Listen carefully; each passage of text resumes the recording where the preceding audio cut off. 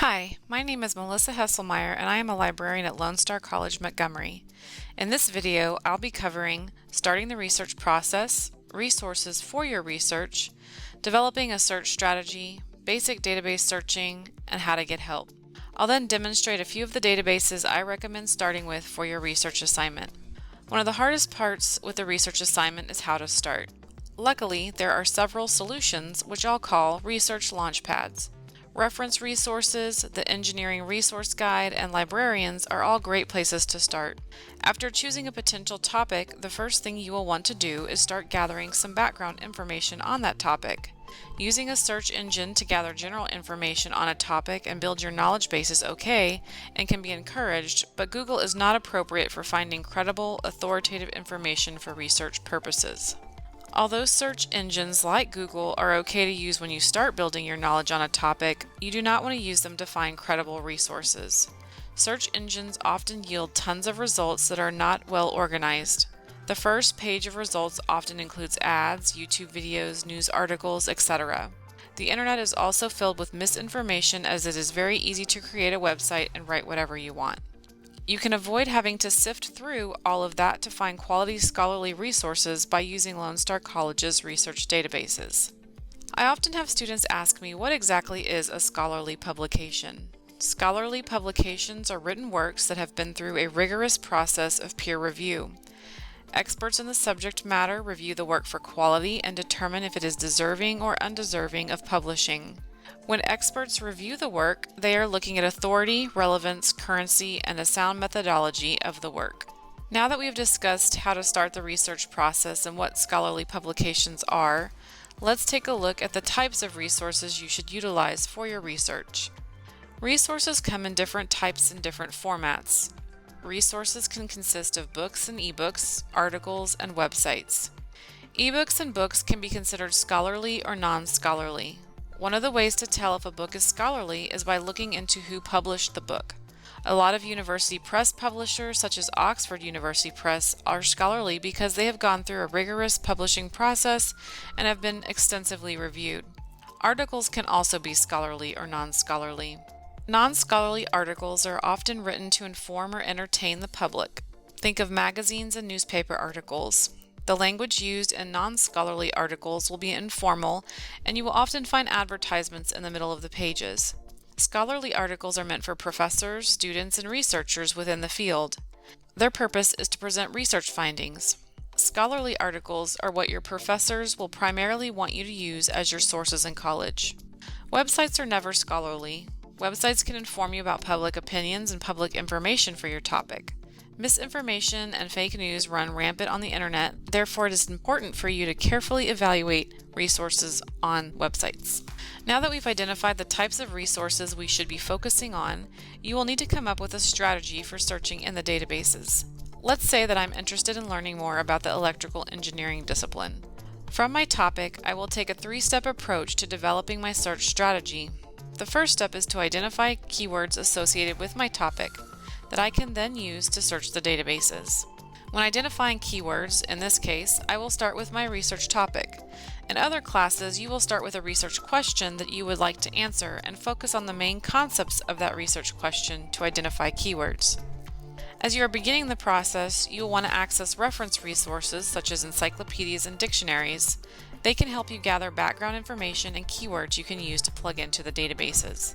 As you're reading through reference resources to gather keywords, look for who, what, when, where, and why for your topic.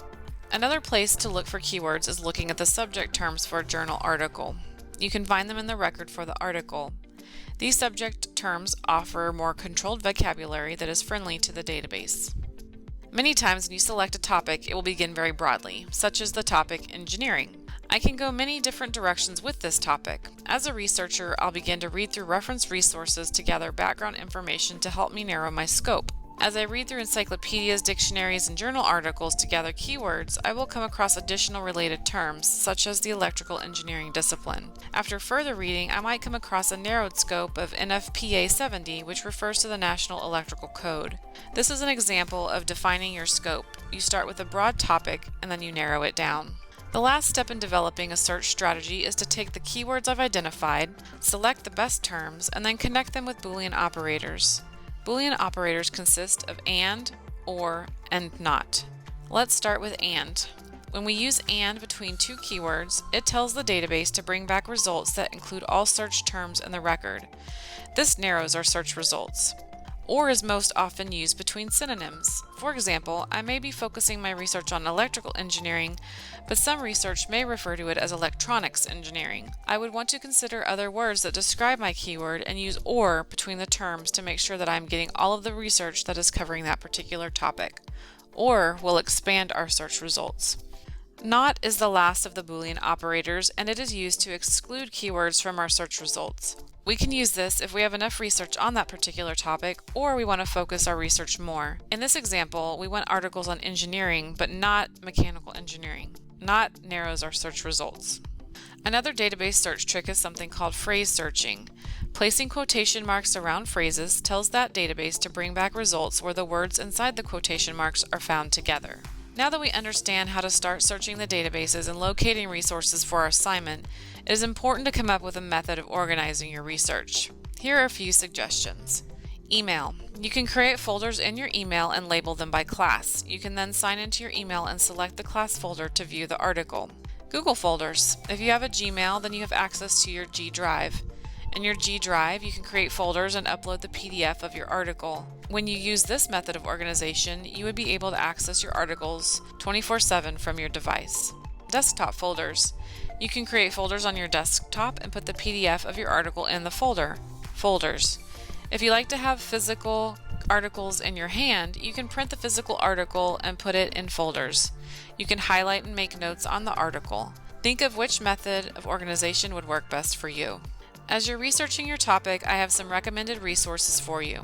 Reference resources. As a researcher, again, you're going to want to begin with reference resources. Credo is a reference database that contains over 650 encyclopedias and dictionaries across the subjects.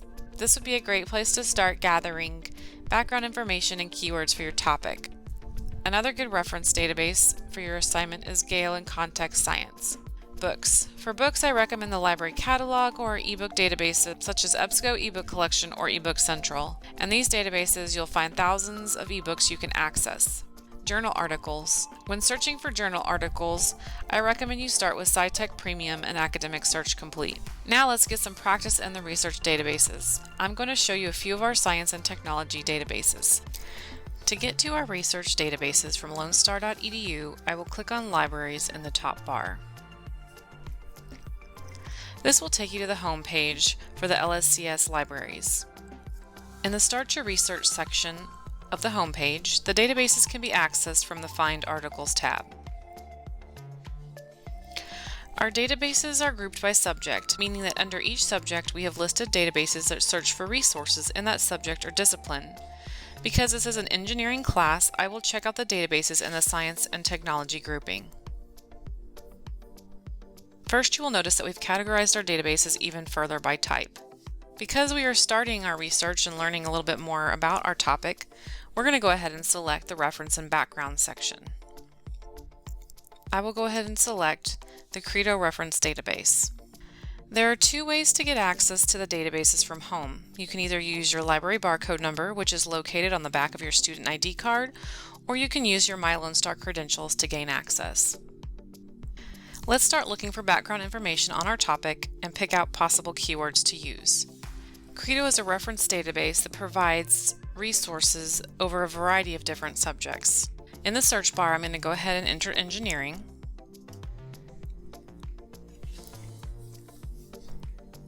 From my search, I can see on the right-hand side here what's called a mind map. The mind map is a really useful tool because it gives you additional keywords that are related to this topic that allow you to further refine your search. So I can see that there's a couple of different engineering disciplines in here, like electrical engineering, mechanical, biomedical. And if I click on electrical engineering, it's going to actually change my mind map and show me additional keywords that are connected to electrical engineering. Some that I notice are electronics, alternating current, electrical wiring. So there's a couple of options here. So I can go ahead and write these keywords down to get further information. You'll also notice that when we did our initial search, at the top here is a topic overview, and it gives you a little bit more information on the topic that you were doing research on. And this was a really great overview because it gives me information on the different types of engineering, so I can decide which area of engineering I'm interested in researching and then learn a little bit more about it. You'll also notice that this database pulls resources from a lot of different reference sources such as encyclopedias, dictionaries. You'll also see that it's pulling from some other of our databases on the right hand side, so some of our ebook databases, some opposing viewpoints, etc. So a lot of good information connected in one place within this database. This database does also provide a citation tool, so if I'm going to go back to the topic overview, and you'll look here and you can click on citation and select the APA citation style, and you can copy and paste that and put it into your works cited page. Anytime you're copying a citation from the database, make sure that you are double checking it against the official rules for that citation style. You'll also see that you're able to print, save this article, and share this article out. So a couple of ways to get organized. I'm going to go back to the database group listing for science and technology. I'm going to look in Gale and Context Science for some more background information. So with this database, it can also be used as a research launch pad and provides a variety of different types of sources. So not only can we get background information, but we can also get access to research articles, videos, several different types of resources. So I'm going to go ahead and type in electrical engineering, because I've decided based on the previous background research that I did that I want to focus a little bit more on electrical engineering. So you'll see the first thing we get here is a overview on electrical engineering, and I can go ahead and click read more. And again, I'm going to learn a little bit more about electrical engineering, and I'm able to pick additional keywords that I can use in the databases to find research articles. So for example, we have electronics, we have hydroelectric power.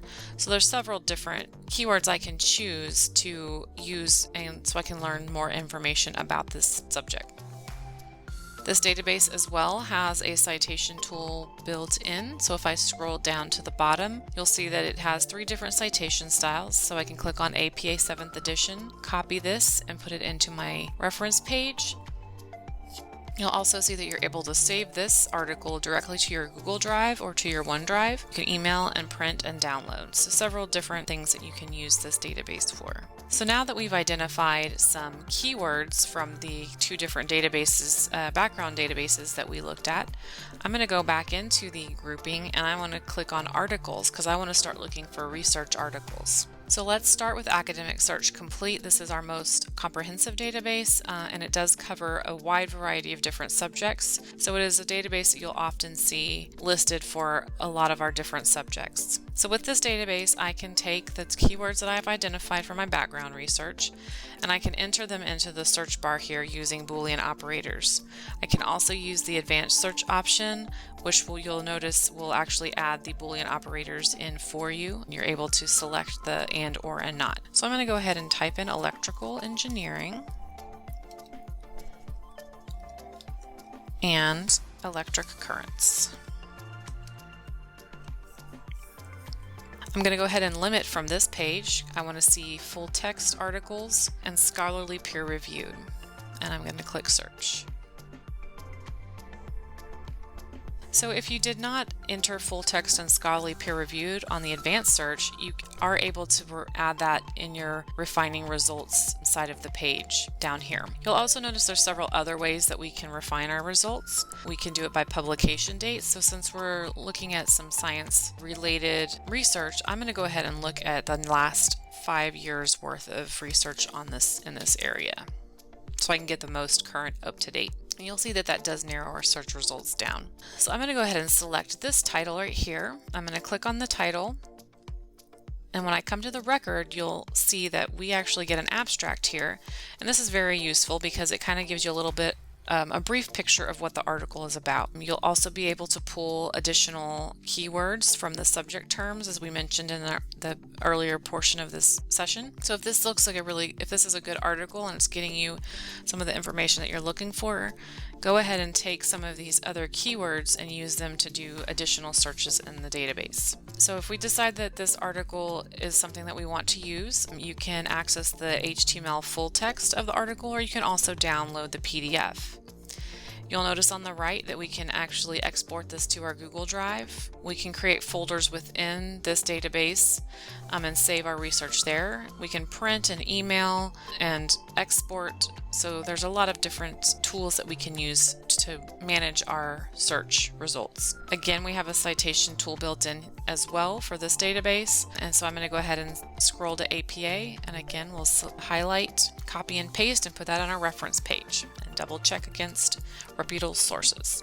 One other database that I wanted to show you briefly is our SciTech Premium. So I'm going to click on that and get into the database. So this database looks a little bit different than the last one. So we can either do a basic search here, we can do an advanced search. I'm going to just do a basic search and show you how to enter the terms here. And I'm going to go ahead and actually do phrase searching with electrical engineering. So you'll see that I've added the quotations, and I'm going to put my and in there and electric currents. Click search. So I forgot on my original search to indicate full text peer reviewed, so I can go ahead and do that again on the left side. So we limited our results by full text peer reviewed, and I'm going to go ahead and also do the date range from the last 5 years. So I'm just going to type in 2015 to 2020, hit enter. And you have other ways to narrow your search results in this database as well. So you can determine what type of sources you want this information to come from. You can look at publication title, document type, subject, etc. So I'm going to go ahead and take a look at the analysis of the current electric battery models for electric vehicle simulation. And you'll see with this database, things are laid out just a little bit differently, but we can read the abstract here. You can get more information on this tab for the abstract as well as other subject terms that you can use. And again, the abstract just gives us a brief summary of what the article is about. Then we can access the full text HTML here, or we can look at the PDF of the document. This database has additional options. Some of the most common are right here, but you can also click all options and it will give you a list. So you can download the PDF. There's a citation tool built into this one.